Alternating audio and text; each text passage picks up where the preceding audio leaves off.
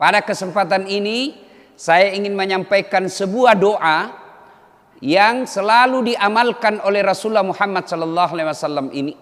Dan doa ini diriwayatkan oleh Imam Muslim, di mana Rasulullah SAW memohon kepada Allah, memohon perlindungan kepada Allah agar terhindar dari 4 hal.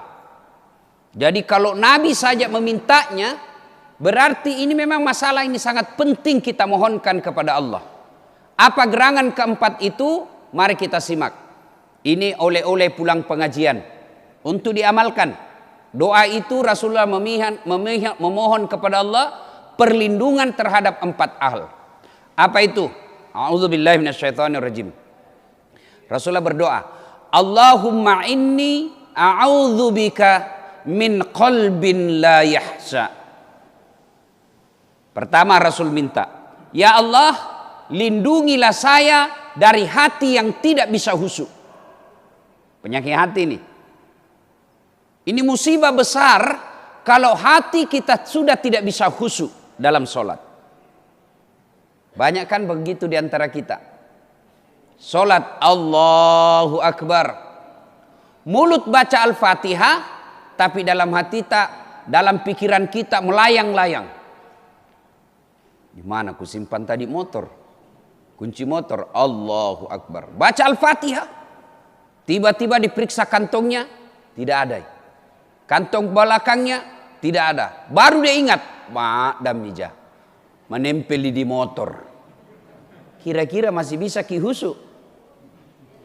Menempel di motor. Mana imam lagi panjang bacanya? Hilami motor kah, hilami motor. Iya kan? Allahu Akbar. Rakaat kedua, mulut baca Al-Fatihah, tapi apa dalam hati tak? Tadi uang 100.000, beli bensin 50.000, beli pulsa 30.000. Mana ini 20? Allahu Akbar. Nah periksa kantonna. Sami'allahu liman hamidah. Belum pindah dapat. Allahu Akbar. Nah periksa lagi. Baru begitu Assalamualaikum warahmatullah. Oh, di bawah sadel ku simpan. Berarti dia sholat bukan yang ingat Allah, tapi ingat uang. Berarti memang ini hati sangat penting. Dan hati yang tidak bisa khusyuk adalah penyakit yang sangat membahayakan. Maka Rasulullah memohon kepada Allah, Allahumma inni a'udzubika min qalbin la yahsha. Ya Allah, lindungi kami, lindungi saya dari hati yang tidak bisa khusyuk. Kenapa hati kita tidak bisa khusyuk dalam sholat? Apa penyebabnya? Salah satu dari sekian banyak penyebab hati tidak bisa khusyuk, hubbi aklil haram, suka memakan makanan haram. Itu salah satu penyebab bapak tidak bisa khusyuk dan doa tidak diijabah oleh Allah Subhanahu wa taala. Lalu bagaimana membersihkan hati yang rusak dan sakit?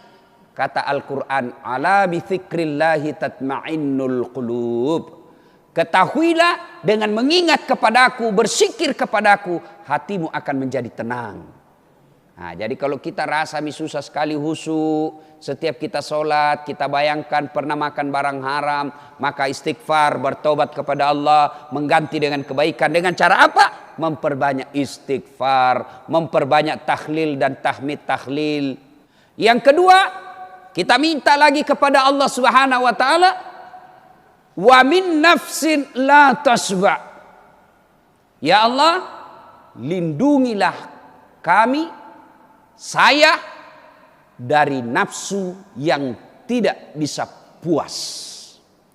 Ini kalau politisi tidak pernah puas dengan nafsunya, maka akan terjadi, kita lihat politisi yang apa namanya itu, yang diamami semua. Apakah namanya itu kalau dalam dunia politik, diamami semua? Bapaknya ketua DPR, anaknya anggota DPR, toh menantuna sekretarisna, anuna pemboronna di DPR, dia semua yang ambil muami nabila orang Makassar. Nah, ini orang seperti ini, nafsu yang tidak pernah puas. Apa dilarang? Tidak dilarang dalam sistem demokrasi, tapi itu bisa mencederai perasaan masyarakat. Tuh, yang ketiga kita minta kepada Allah Subhanahu wa taala. Wa min ilmin la yanfa'. Ya Allah, lindungilah saya dari ilmu yang tidak bermanfaat. Apa ilmu yang tidak bermanfaat? Kita tahu itu, kita tahu barang salah, kita tahu ini haram, tapi tetap kita lakukan.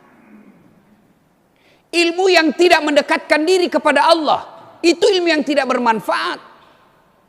Ada orang tahu bahwa bermusuhan itu haram, memutuskan persaudaraan itu haram. Wa'tasimu bihablillahi jami'an wa la tafarraqu. Dia tahu bahwa berpegang teguhlah engkau kepada tali persaudaraan agama Allah dan janganlah engkau bercerai-berai. Dia tahu itu. Tapi apa yang terjadi? Depan rumahnya baku musuh gara-gara bunga. Yang lagi tren sekarang, janda lobang. Cocok itu? Iya. Janda bolong. Gara-gara bunga dia bermusuhan depan rumahnya. Samping kanannya bermusuhan gara-gara got. Samping kirinya bermusuhan gara-gara apa? Parkir. Belakang rumahnya bermusuhan gara-gara apa? Binatang peliharaannya. Padahal hitam jidatnya gara-gara sholat. Berjamaah tiap 5 waktu di masjid. Tapi semua tetangganya tidak senang gara-gara sikap akhlaknya. Ini yang disebut ilmu yang tidak bermanfaat. Intinya ini doa 4 hal. Ya Allah, lindungilah saya dari hati yang tidak bisa khusyuk. Dari nafsu yang tidak pernah puas. Dari ilmu yang tidak bermanfaat. Dan dari doa yang tidak engkau kabulkan. Minta sama kita. Tidak harus di bahasa Arab. Selesai sholat 5 waktu. Tapi doa sebaik-baik doa waktunya, sujud terakhir dalam sholat. Jadi kalau kita lihat ada orang lama sekali ketika sujud, berarti ada minta di situ. Jadi ketika sujud terakhir, disitulah tempat mustajab dalam berdoa.